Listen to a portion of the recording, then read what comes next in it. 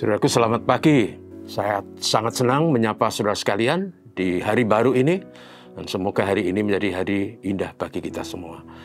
Renungan kita pagi ini, saya beri tema yang terpenting dalam hidup ini ialah menjadi ciptaan baru. Teksnya diambil dari Galatia pasal 6 ayat 11 sampai 15. Lihatlah bagaimana besarnya huruf-huruf yang kutulis kepadamu dengan tanganku sendiri. Mereka yang secara lahiriah suka menonjolkan diri, merekalah yang berusaha memaksa kamu untuk bersunat hanya dengan maksud supaya mereka tidak dianiaya karena salib Kristus. Sebab mereka yang menyunatkan dirinya pun tidak memelihara hukum Taurat. Tetapi mereka yang menghendaki supaya kamu menyunatkan diri, agar mereka dapat bermegah atas keadaanmu yang lahiriah. Tetapi aku sekali tidak mau bermegah selain dalam salib Tuhan Yesus Kristus. Sebab oleh Dia dunia telah disalibkan bagiku dan aku bagi dunia. Sebab bersunat atau tidak bersunat tidak ada artinya, tetapi menjadi ciptaan baru, itulah yang ada.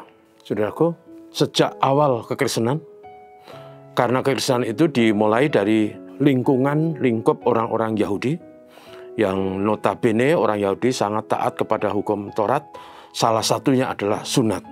Maka sunat itu kemudian menjadi salah satu persoalan yang muncul dalam kehidupan gereja mula-mula, di mana banyak orang-orang Kristen pada zaman itu yang mengikut Kristus dan datang dari latar belakang non-Yahudi. Mereka oleh beberapa orang diwajibkan supaya juga disunat. Mereka katakan kalau ingin selamat tidak hanya cukup percaya kepada Yesus dan berbalik dari dosanya, tetapi juga wajib untuk bersunat. Sunat lahiriah.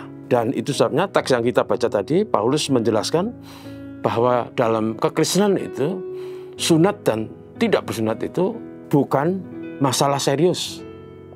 Karena yang terpenting adalah iman dan pertobatan. Dan pertobatan itu berarti membuang semua perilaku yang tidak baik.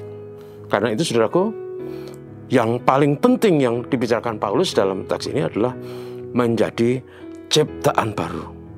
Apa artinya saudaraku? Bahwa setiap orang yang sudah percaya kepada Kristus, hidup sebagai orang Kristen, maka dia harus menjadikan Kristus sebagai Tuhan dan menjadikan firman-Nya sebagai patokan yang ditaati.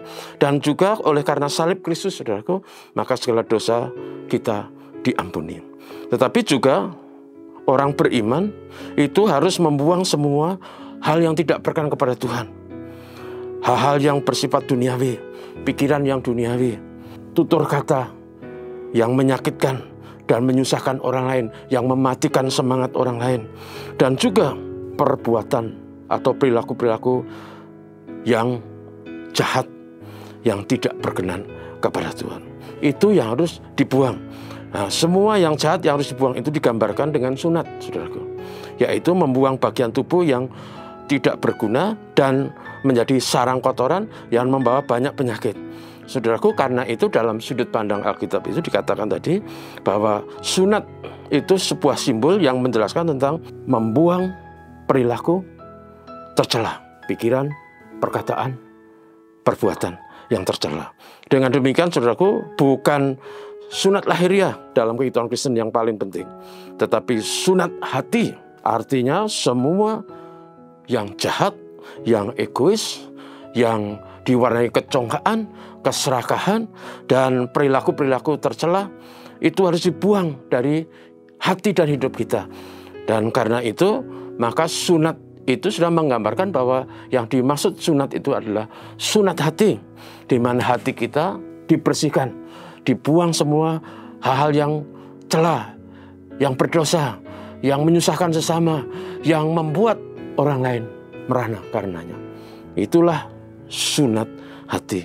Dan orang yang mengalami sunat hati itu Paulus sebut sebagai manusia ciptaan baru. Sehingga dalam renungan ini yang ingin dikatakan adalah bukan sunat lahiriah yang utama, tapi sunat hati.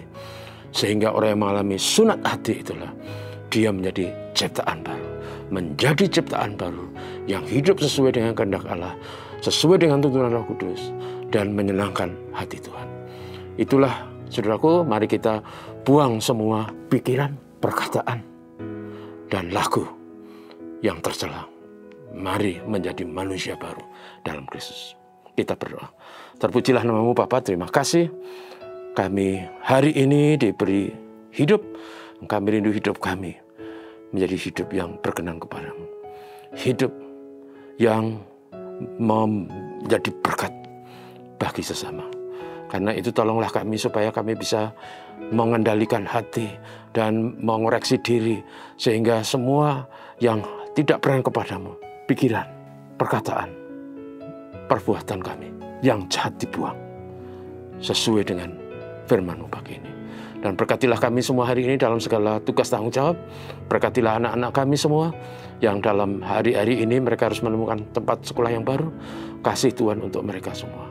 Menolong jemaat Tuhan yang mengalami kesusahan kesulitan. Berkat Tuhan atas mereka. Terpujilah nama Tuhan, ini doa kami Tuhan Yesus. Amin. Selamat pagi saudaraku, terima kasih.